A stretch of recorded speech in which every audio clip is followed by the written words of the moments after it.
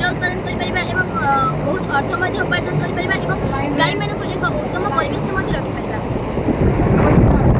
पृथ्वी विभिन्न स्थान में चाषी मैंने गोपालन कर मात्र क्षुद्र चाषी मैंने गोपालन में जी परिश्रम कर परिमाण से लाभवान हो पारना। तेणु आम समन्वित गोपालन प्रक्रिया बहुत परिमाण लाभवान हो पार। गोटे उद्योग अन्य उद्योग सह जड़ित थी गोटे उद्योगर अदालत पदार्थ अन्य उद्योगर संबल कंचामाल व्यवहार करें। तेणु एथर आम अधिक उपार्जन कर बहुत बेनिफिट पाइपर। आधुनिक प्रकार यहाँ हूँ आधुनिक आदर्श काउसी hydroponic fodder water tank azolla farm यहाँ हूँ नेचुरल गैस फार्म और यहाँ बायोगैस प्लांट। प्रथम आम स्टार्ट करवा वाटर टैंक पानी टांकी को आम ये फार्म सब उपरी रखा जपरिक जल प्रवाह ये फार्म सबुआड़ को बहुत भल भाव होपर। यहाँ उच्च पिलर द्वारा आम या हाइड्रोपोनिक फोडर द्वारा आम बिना मृत्तिकार केवल बहुत कम जल आम सबुज घास उत्पादन करवा। वर्षा सारा जलर अभाव बेसी सबुज खाद्य गाई मान मिल पार ना। तेणु आम यही प्रक्रिया सबुज खाद्य गाई मान उत्पादन कर जगह अभाव अच्छी छाड़देले वर्षा सारा जलर बहुत अभाव।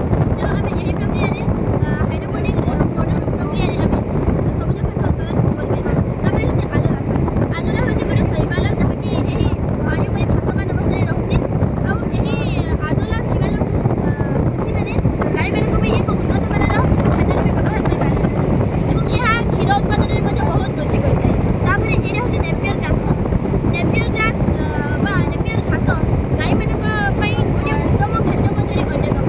यह साधारणतः 30 दिन मध्य 17 फीट पर्यंत यार उच्चता वृद्धि पाई और यहाँ को मेसीन द्वारा छोटे छोटे खंड कर गाई मान यदि खावा दवा यह गाई मान रोग प्रतिरोधक शक्ति बढ़ाई थाए। बायोगैस प्लांट साधारणतः गाईर गोबर मिथेन गैस बाहर यह आम परिवेश में अत्यंत अधिक पूरा क्षतिकारक अटे।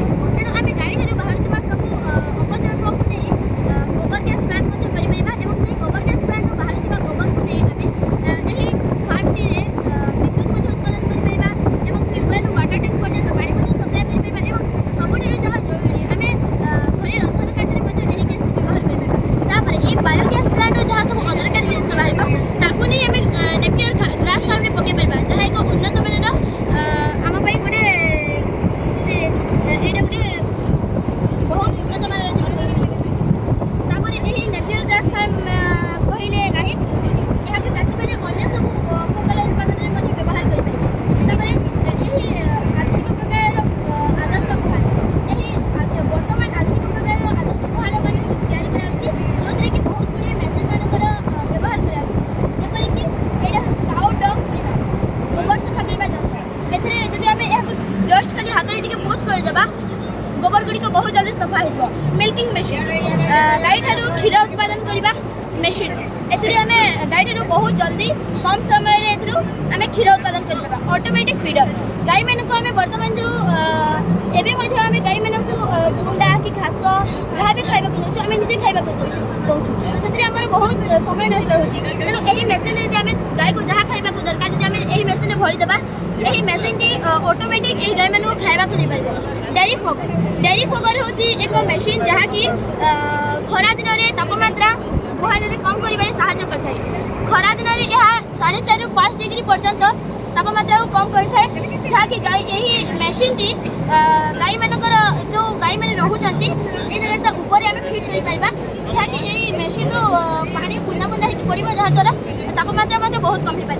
जपरिक आम यही जिन जहाँ सब शिखिले गाई ठार आम क्षीर उत्पादन करवा क्षीर उत्पादन कर सारे हाइड्रोपोनिक प्रक्रिया water tank azolla farm napier grass plant यही सब आम जी अर्थ उपार्जन कर यही सब को आम यही सब एक उन्नत मानर अर्थ उपार्जन कर आम यही सब जो गाई ठार जो आम क्षीर आमदानी करवा गाई क्षीर आमदानी करवा से क्षीर को नहीं आम बिक्री कर सही क्षीर आम मिल्क प्रोसेसिंग प्लांट कर जो कि क्षीर सब जिन मैंने तैयारी कर बिक्री कर ସେଥିରୁ ଯାହା କ୍ଷୀର ବଳି ପଡ଼ିବ ତାକୁ ନେଇ ଆମେ ମଧ୍ୟ ବିକ୍ରି କରିପାରିବା। ଏହିପରି ଭାବରେ ଗାଈମାନେ ଏକ ଉତ୍ତମ ପରିବେଶରେ ମଧ୍ୟ ରହିପାରିବେ ଏବଂ ଆମେ ମଧ୍ୟ ବର୍ତ୍ତମାନ ଯେପରି ସବୁ କୃଷକମାନେ ଚାଷ କରୁଛନ୍ତି ସେଥିରୁ ସେମାନେ ବହୁତ ଗୁଡ଼ିଏ ଜିନିଷ କରୁଛନ୍ତି କିନ୍ତୁ ସେଥିରୁ ସେମାନେ ଠିକ୍ ପ୍ରକାରରେ ସେମାନେ ଆମଦାନୀ କରିପାରୁନାହାନ୍ତି। ତେଣୁ ଏହି ପ୍ରକ୍ରିୟାରେ ଆମେ ବହୁତ ବଢ଼ିଆ ଆମଦାନୀ କରିପାରିବା ଏବଂ ଗାଈମାନେ ମଧ୍ୟ ଗୋଟିଏ ଉତ୍ତମ ପରିବେଶରେ ରହିପାରିବେ। तुम कहल कि बायोगैस प्लांट तुम बायोगैस हम से गोटे जिन कहले आम तो रोसे कार्य गैस डायरेक्टली यूज कर गोटे कथा कहले मतलब लाइटनिंग केमती कर पानी केमती उठेब से कहले लाइटनिंग शाफ्ट एथिरे खाली मु जस्ट खाली कहि दो कि वर्किंग मॉडल एथिरे किछ नाही। नहीं नहीं ठीक अछि मत सेटा कहो जे हम केमती बायोगैस को लाइट पर्पस रे यूज कर परबा। एही बायोगैस रे जो ए जो आउची एटा को नै हमें एही ए बाटो दे हमें फोल्ड करी कि नहीं सेटा तो बुझिली नहीं हां ये हमर ये बाइक रो इंजन जनरेटर लागुवा मशीन रे से पेट्रोल लाइन किंतु पेट्रोल लेवल निया लै छै ओ मिथेन गैस बिलो से पूरी सक्रिय पदार्थ से लागी नि जेते पेट्रोल हमर इंजन के गैस गैसीय पदार्थ रे जैसे बेले ईटा गैसीय पदार्थ जे मिथेन गैस बिलो से इंजन के जीवा या पड़ले पेट्रोल दरकार नै पड़े हम सेमति किछ अछि डिवाइस अछि माने मिथेन गैस रो कोला भलिया जनरेटर अछि से